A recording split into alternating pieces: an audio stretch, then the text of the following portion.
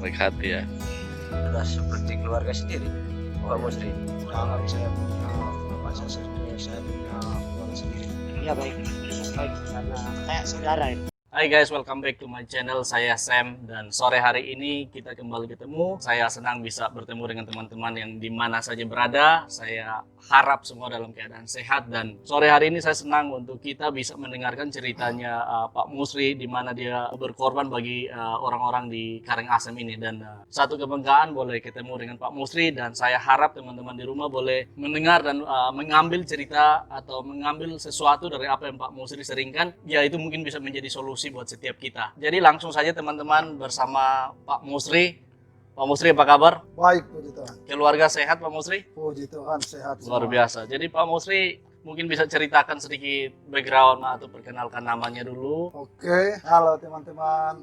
Ya, terima kasih buat kesempatan saya bersama Pak Samuel bisa Ya. berbincang-bincang pada sore hari ini dan saya mau memperkenalkan nama. Oke, nama saya Musri Marsalilo. Saya berasal dari Maluku Utara, Ya. tepatnya Pulau Halmahera. Kami 10 bersaudara Oh, dan saya anak yang kedua. bagaimana awal mulanya sampai mau datang ke Bali nih Pak Musri? Ya, sebenarnya jujur dari hati nurani saya tidak ada rencana dan niat untuk datang ke Bali. Awal mula saya masuk ke Bali itu tahun 1919. 99. 99. Iya, iya. Terus. Oke. Ya, 99 masuk dan itu berangkat dari Irian Jaya ya. Dulu sebelum jadi Papua masih Irian Jaya. Iya. Dan tepatnya dari Pulau Biak. Iya. Ya, kami ke Bali ada kurang lebih 11 orang, kami dari Papua, untuk mengikuti satu sekolah yang ada di Bali untuk melatih dan mendidik kita, untuk mempersiapkan kita untuk membagikan kasih kepada saudara-saudara kami yang ada di Papua pada saat itu. Oke.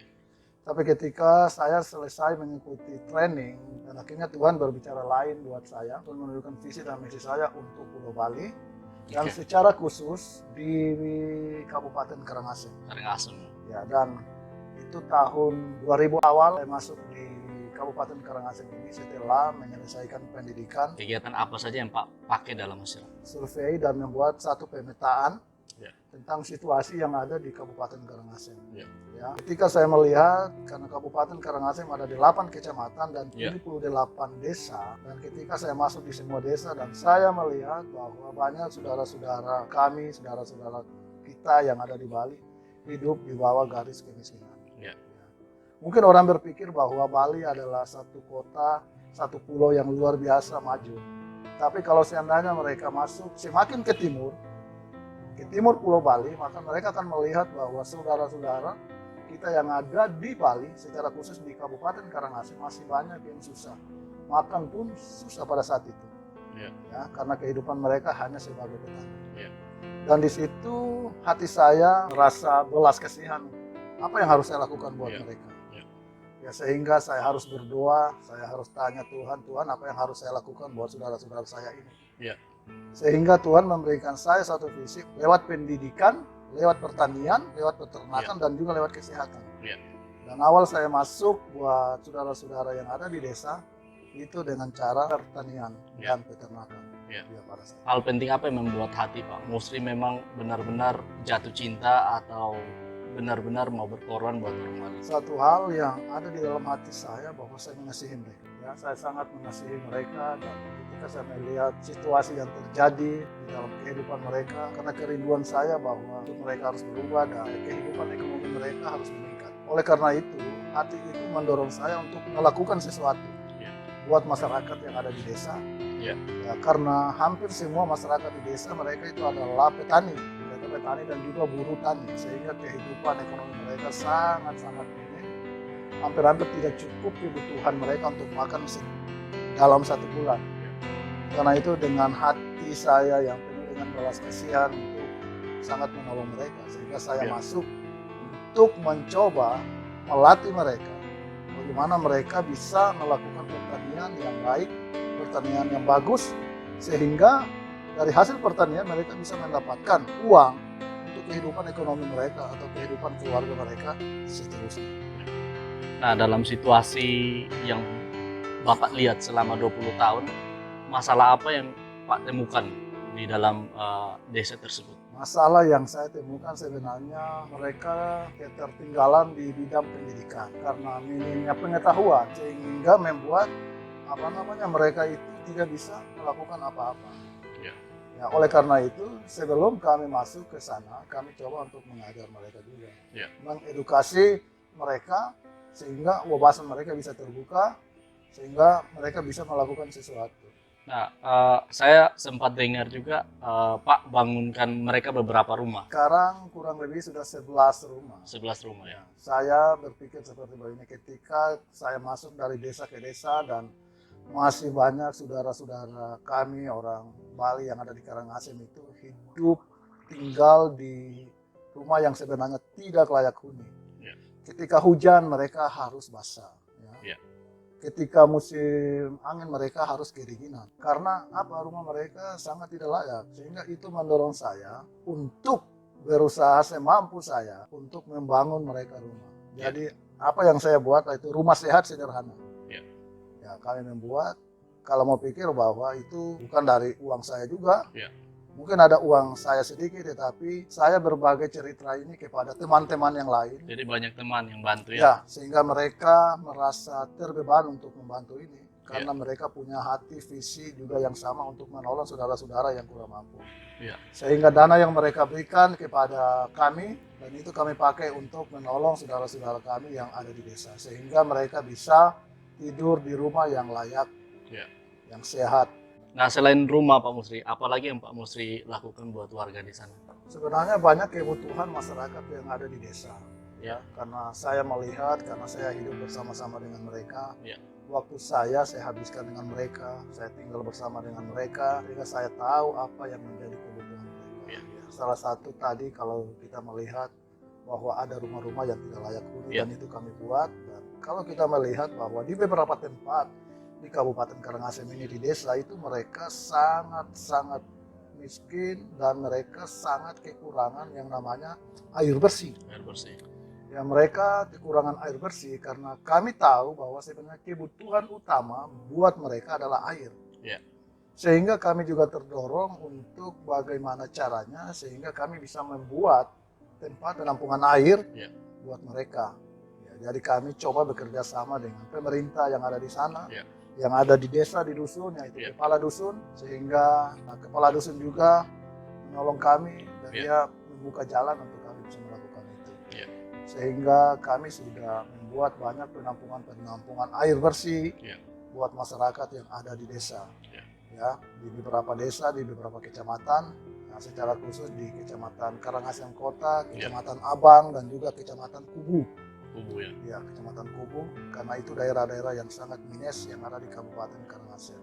Nah, itu saya juga sempat dengar Pak Musri sempat buatkan jalan bagi warga desa. Kami juga waktu itu ada satu dusun dan sekelompok orang yang tinggal di sana kurang lebih 45 kakak dan mereka tidak ada jalan, Tidak ada akses jalan. Akses jalan untuk kendaraan masuk. Roda 2 pun tidak bisa. Dari mereka hanya ikut jalan setapak di bawah tebing-tebing gunung. Sehingga kami coba juga bekerja sama dengan masyarakat untuk gotong royong untuk membongkar gunung itu untuk membuat jalan. Jadi Pak Musri memfasilitasi mereka ya? Kami memfasilitasi mereka, tenaga mereka untuk bergotong royong karena kami pikir bahwa itu adalah kebutuhan mereka juga. Sehingga kami bekerja itu kurang lebih hampir 11 tahun 11 tahun? Untuk bongkar jalan itu dengan masyarakat yang ada di desa Bunutan, di Dusun Sege. Nah, itu 11 tahun dan karena waktu itu masyarakat sudah tidak sanggup lagi sehingga kami coba untuk ngomong dengan masyarakat sehingga mereka juga harus memberikan uang mereka untuk kami sewa alat berat. Nah, kami sewa alat berat untuk membantu untuk menggaruk jalan seperti itu.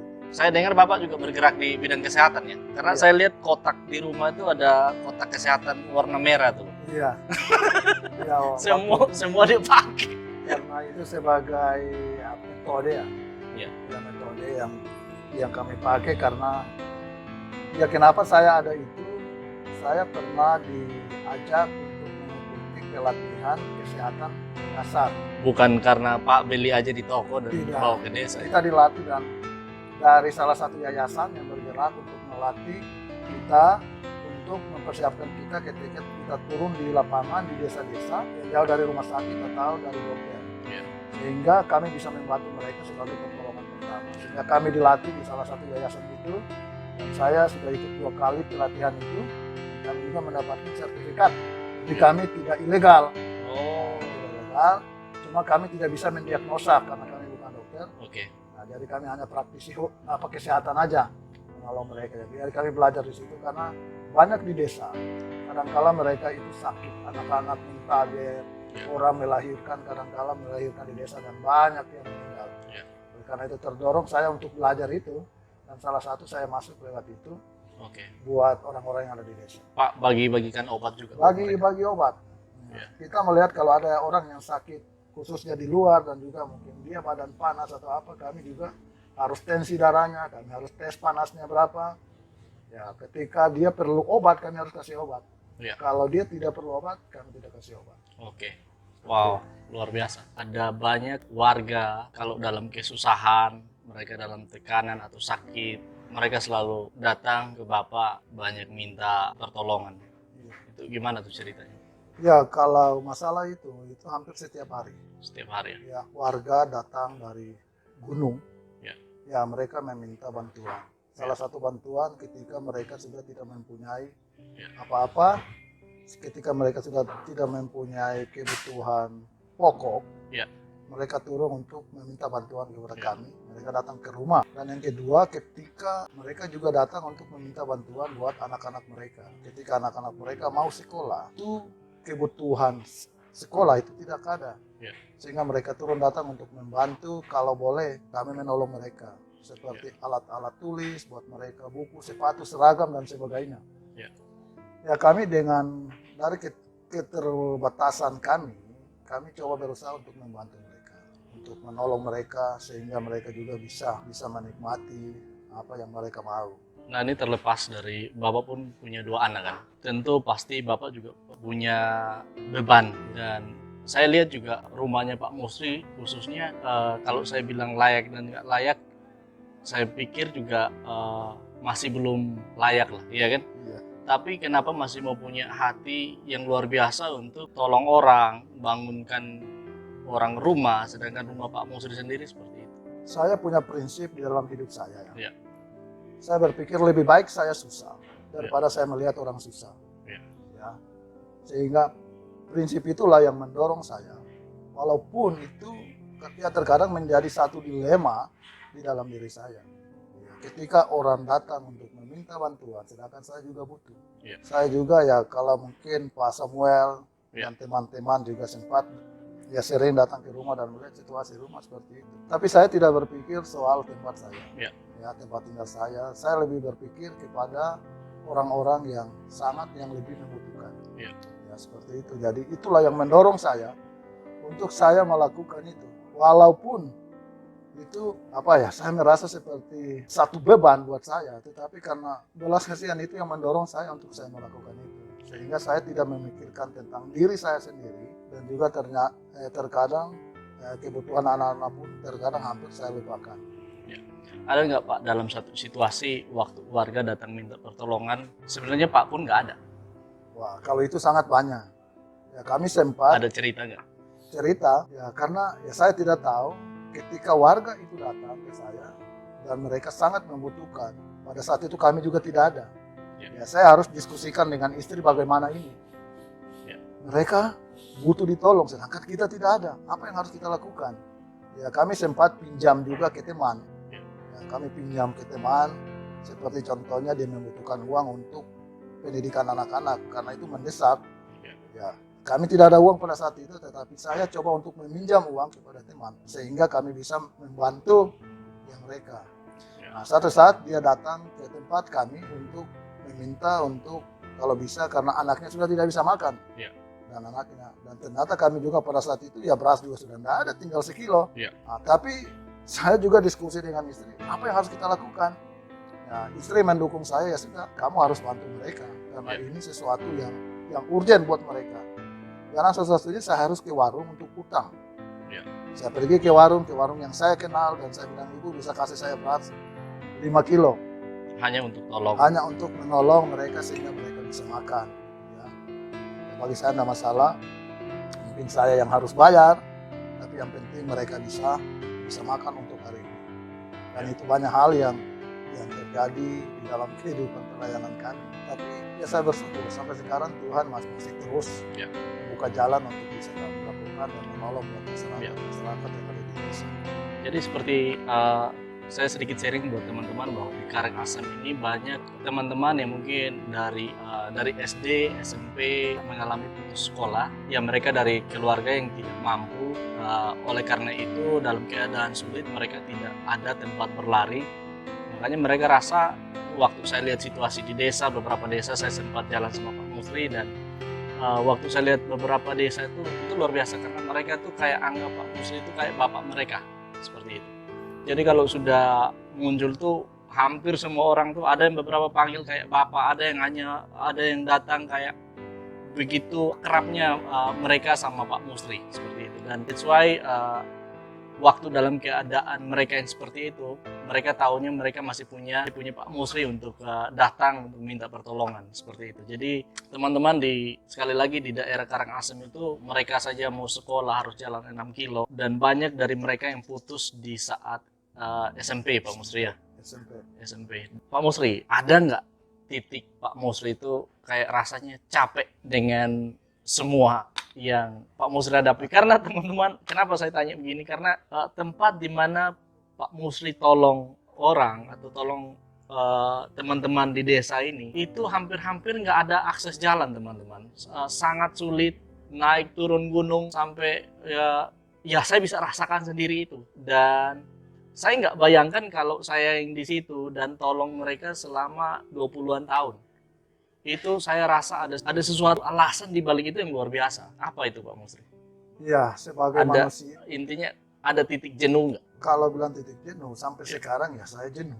Ya. Ya, sebagai manusia saya capek dan saya pernah ngomong ke Tuhan, saya capek, saya lelah. Sempat karena saya sudah merencanakan saya harus tinggalkan Karangasem, saya harus pulang dan saya sudah ambil satu komitmen bahwa cukup, mungkin sudah selesai di Karangasem. Tapi ternyata Tuhan bilang belum selesai. Ya, dan pada waktu itu saya sudah sempat ke 6 desa ya. Saya sudah pamitan dengan mereka. Saya bilang saya harus pulang. Sempat pamit Pak? Ya, saya pamitan dengan mereka bahwa saya sempat pulang, saya mau pulang. Dan apa yang mereka katakan, kalau Pak Musli pulang, siapa yang akan melihat kami lagi?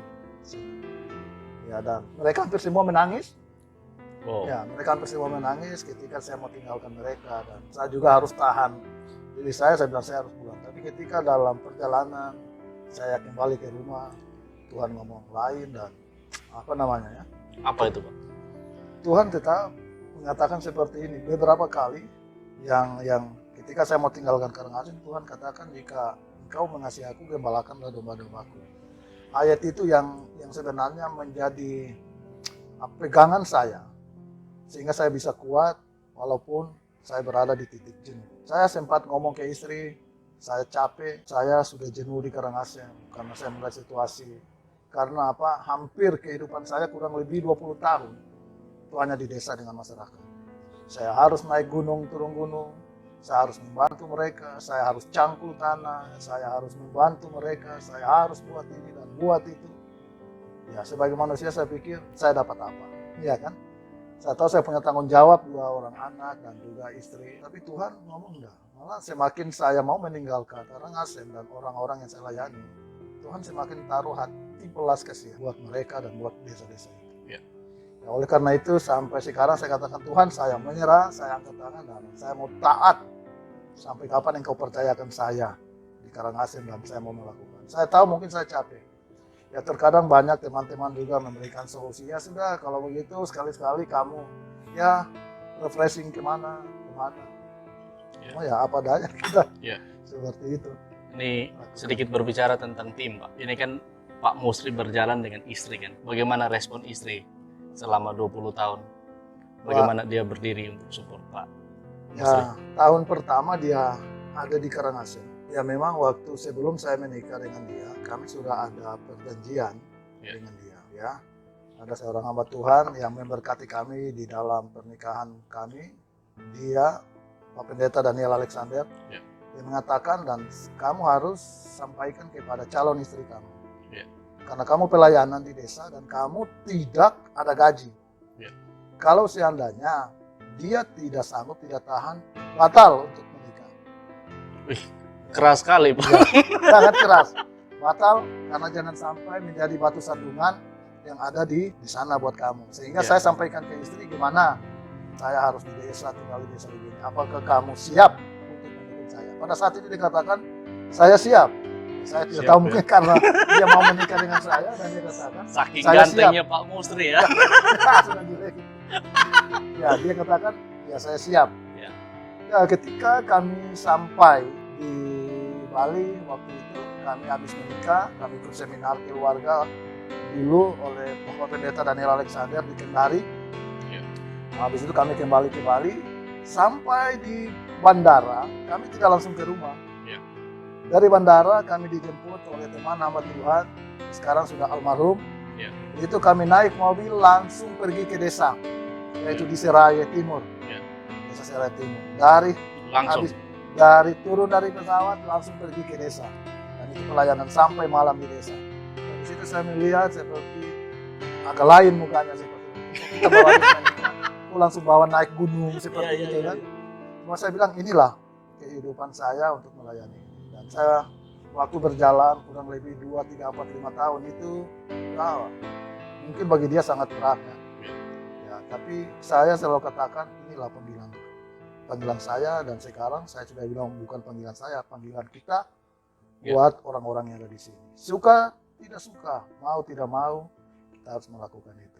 Dan kurang lebih 7 tahun baru dia mengatakan, ya saya mendukung kamu, apapun yang terjadi saya ada di belakang kamu Wow. untuk membantu pelayanan ini. Jadi setelah 7 tahun Pak Musri baru istri say yes untuk dukung. Ya, untuk mendukung, lebih mengerti lagi tentang pelayanan. Ada nggak Pak Musri sepatah 2 kata buat istri mungkin? Ya, kalau untuk sepatah 2 kata buat istri, Yang ya, romantis, Bos. mungkin hanya beberapa kalimat, yaitu ya terima kasih buat istri saya, Elizabeth, sudah hampir 16 tahun mendampingi saya Wow. untuk melayani pekerjaan Tuhan yang ada di Karangasem, yang tidak ada untungnya. Ya, karena kami tahu bahwa kami sering melayani bersama-sama, selalu rugi terus. Ya. Kami melayani rugi terus, tidak pernah ada keuntungan di dalam pelayanan. Tapi saya bersyukur dia sangat mendukung dan menopang.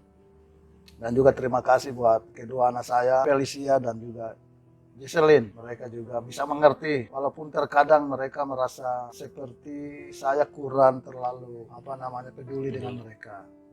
Tapi saya selalu katakan bukan Papa tidak peduli, tapi Papa pikir bahwa kalian masih bisa makan, masih bisa menikmati walaupun sedikit. Jadi saya pikir bahwa mari kita melihat orang-orang dan akhirnya mereka juga mengerti. Ya. Jadi ya sangat terima kasih buat istri dan anak-anak saya yang sudah mendukung saya.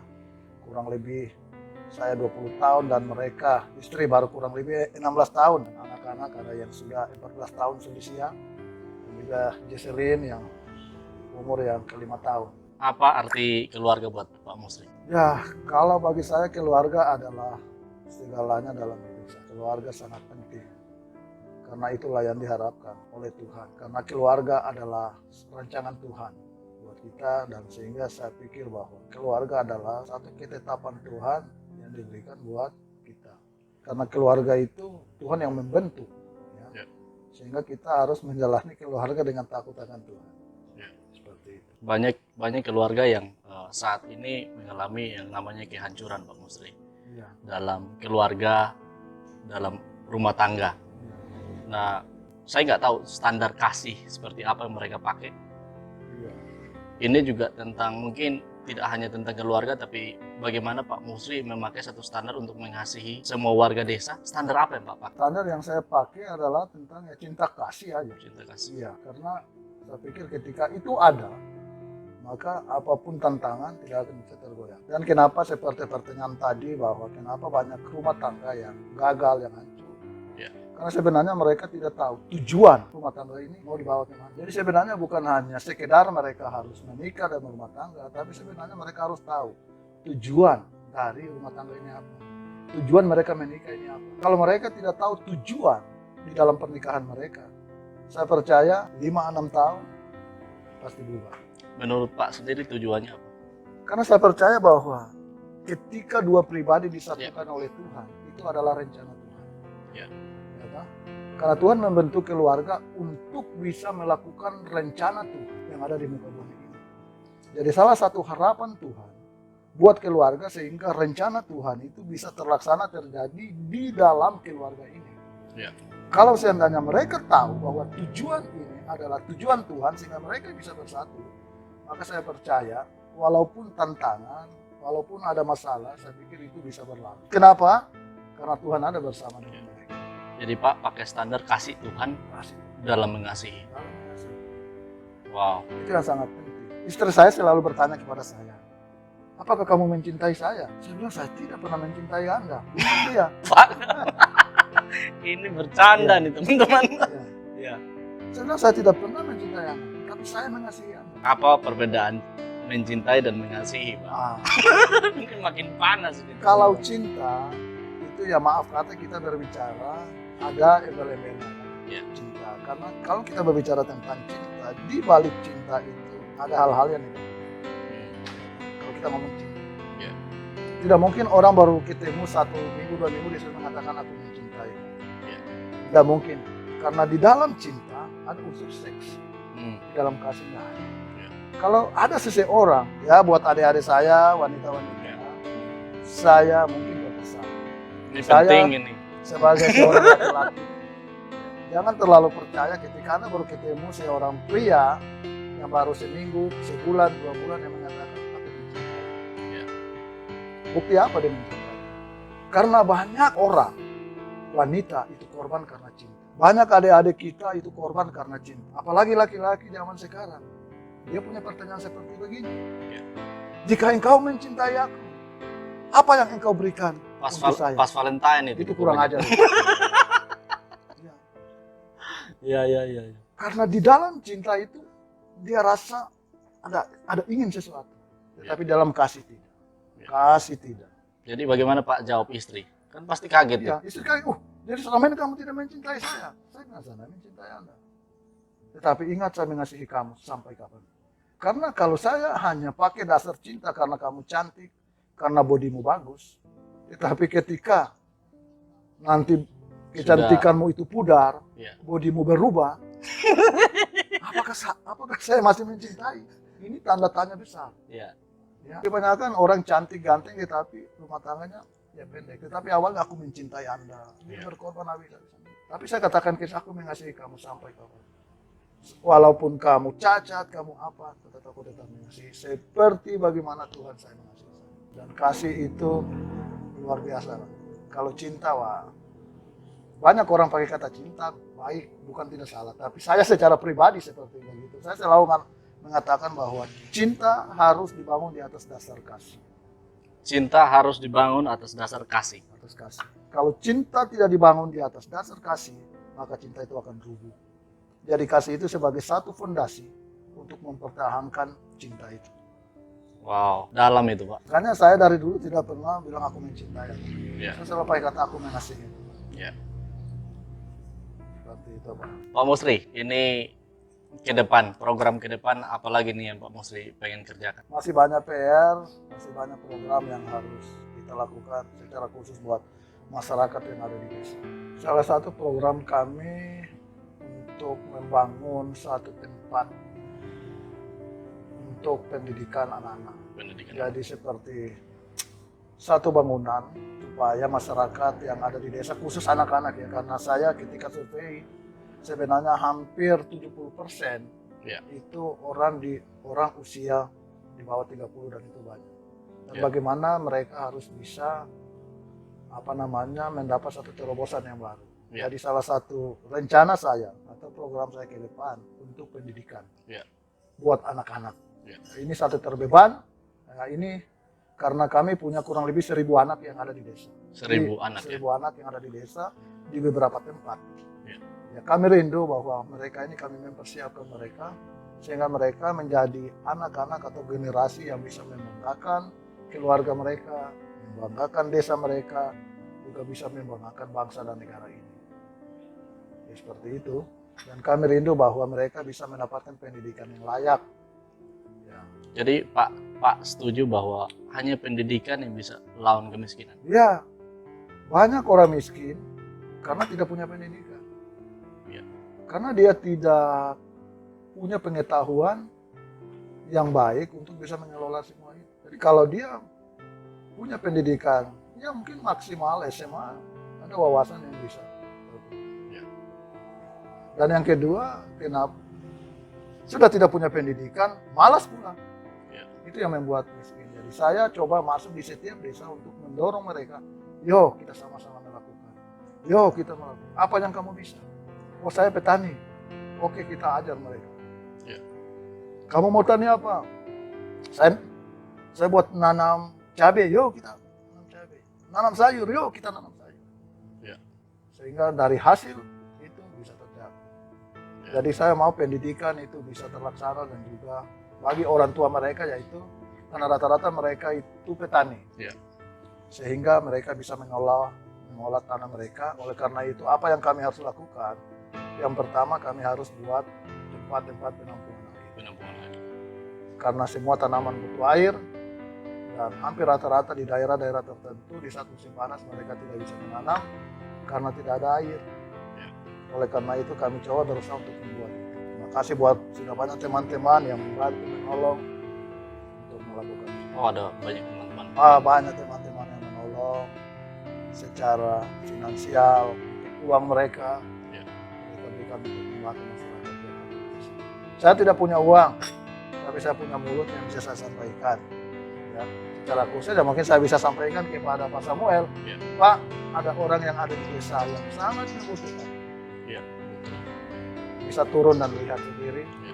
Ya. Ketika lihat apa yang bisa dilakukan, silakan. Ya. Buat masyarakat. Ada nggak waktu mungkin Pak cerita minta pertolongan terus jawabannya aneh-aneh? Banyak ya. Salah satu aja. Mungkin saya tidak sebut ya mereka, tapi banyak teman-teman. Dan ya ketika saya sampaikan ini, salah satu kata rohani yang dia pakai, ya saya tidak tahu, tapi dia selalu katakan, saya tanya Tuhan dulu. Saya punya banyak cerita, beberapa teman-teman, ya, saya ajak ke desa. Ya mungkin satu cerita. Saya bisa cerita bahwa seperti gini, saya bahas satu teman, ya saya tahu dia orang sangat mampu. Ya. Ya mungkin dia bisa beli mobil hari ini, harga 500 juta dia bisa beli. Ya. Saya sampaikan ke dia dan saya katakan, ada satu keluarga di sana sudah seminggu. Ya. Mereka tidak bisa makan. Ya. Saya ajak dia bilang, oke, jadi kami dua pergi ke desa. Saya bilang, ini mereka. Ketika Ya. dia lihat, ya, dia tidak ada respon apa-apa. Ya. Setelah itu kami pulang. Ketika kami pulang, saya katakan, bagaimana? Dia bilang begini kepada saya. Begini Pak Musri, bukan saya tidak mau menolong. Ya. Tapi saya harus berdoa, tanya Tuhan dulu. Jika Tanya. Tuhan menghendaki saya untuk menolong mereka, saya menolong. Kalau tidak, saya tidak akan tolong. Jadi saya harus tanya dulu Tuhan. Ya, saya hanya diam saja dan di dalam perjalanan di mobil dan Jawabannya rohani itu Pak. sangat rohani. Masuk Pak. akal itu. Oh, sangat masuk akal Pak. Karena itu, karena kebanyakan kata-kata rohani untuk menutupi kepelitan mereka. Oke. Yang kedua, waktu di mobil saya nanya, Pak, saya mau cerita ini satu cerita. Pada saat mungkin Bapak dan anak-anaknya sementara pergi refreshing atau pergi santai piknik ke suatu pantai. Ya. Dan ketika Pak di pantai lagi duduk, lagi makan dengan anak-anak, tiba-tiba ada seorang anak mandi-mandi ke laut. Mandi ke laut dan tiba-tiba anak itu tenggelam. Ya, anak itu tenggelam. Dan anak itu katakan, tolong, tolong. Nah di situ ada Pak. Apakah Bapak mau menolong anak itu atau Bapak mau tanya Tuhan dulu? Ya. Dia tidak menjawab. Saya tahu dia bisa jawab. Ya. Tapi kalau dia jawab itu, saya akan serang yang Ya. tadi. Ya. Kenapa yang di desa tadi dia sudah tidak bisa makan? Ya. Ya, jadi saya katakan untuk berbuat baik, ya kalau menurut saya pribadi ya mungkin bisa salah. Ya tidak usah nanya Tuhan. Ya. Karena Tuhan berkata, jangan jemu-jemu berbuat baik pada setiap. Sudah harus dewasa ya. Harus dewasa. Ya. Banyak saya ditolak. Ya ketika sampaikan ini, banyak alasan. Ya. Ya, Saya yakin ya banyak teman-teman bisa belajar sore hari ini dari ceritanya Pak Musri. Soalnya ini pengalaman 20 tahun teman-teman. Ini bukan hal yang seperti membalikan telapak tangan. Ini penuh perjuangan. Mati hidup. ya. Mati hidup. Iya. Rugi terus. Ya, rugi terus, nggak ada untung Pak ya. Sangat rugi. Iya. Pesan-pesan Pak. Oke teman-teman, dimanapun berada, mungkin pesan saya pada sore hari ini. Mari ketika Tuhan masih mempercayakan kita hidup di dunia ini. Berarti Tuhan punya tujuan buat kita. Ya. Tuhan punya rencana buat kita. Ya. Jadi mari kita ambil kesempatan ini untuk melakukan sesuatu Ya. buat saudara-saudara kita yang ada di luar. Biarlah hidup kita ini bisa berguna bagi banyak orang Ya. dan berguna bagi Tuhan. Jadi saya harap buat teman-teman yang ada di rumah dimanapun berada, saya rindu di mana Anda ditempatkan, jadilah orang yang berguna bagi sesama. Lakukan segala sesuatu. Apa yang Anda bisa lakukan, lakukan. Yang tidak bisa Anda lakukan, jangan lakukan. Ya. Itu bagiannya Tuhan. Ya. Jadi yang terakhir, mari pakai waktu ini. Karena kita hidup hanya sekali dan tidak akan terulang lagi. Ya. Jadi saya harap mari maju terus buat saudara-saudara yang ada dimanapun berada. Pakai kesempatan ini. Ya. Biar hidup kita berguna bagi sesama. Oke teman-teman, itu sharing dari Pak Musri. Saya harap dengan ceritanya Pak Musri ini bisa memberkati setiap teman-teman yang ada di rumah. Dan ini satu hal yang sangat luar biasa teman-teman, karena Pak Musri menolong orang bukan karena dia punya sesuatu. Pak Musri menolong orang bukan karena dia kaya. Tapi Pak Musri menolong orang dari keterbatasannya dia. Nah, di sini teman-teman kita bisa belajar banyak hal. Saya nggak tahu bagian mana yang mungkin saudara atau teman-teman bisa ambil. Tapi saya harap cerita hidupnya Pak Musri selama 20 tahun berada di Karangasem ini bisa menjadi sesuatu yang membangun kita untuk melakukan sesuatu yang baik kepada sesama. Mengasihi sesama, tolong sesama kita. Jangan fokus buat diri kita sendiri. Jangan merasa bahwa oke, saya paling susah dari orang lain. Tapi kita bisa lihat, saya pun bisa temukan di luar sana banyak orang yang nggak punya makanan sama sekali. Dan juga saya temukan ada banyak orang di luar sana yang bersyukur karena hidup mereka masih jauh lebih baik daripada orang lain. Jadi teman-teman, saya harap dalam kondisi seperti ini, kita apalagi corona seperti ini, kita jangan sampai merasa paling susah dari orang lain. Tapi dalam situasi ini saya yakin Tuhan memberikan kita kesempatan untuk bisa menjadi terang dan menjadi garam bagi sesama kita. So, terima kasih and bye-bye. Terima kasih Pak Musri. Terima kasih Sangat Pak Simon. diberkati meluangkan waktu sore hari ini buat sharing-sharing. Maju terus. Amen. Thank you Pak Lakukan Musri. sesuatu yang Bye-bye.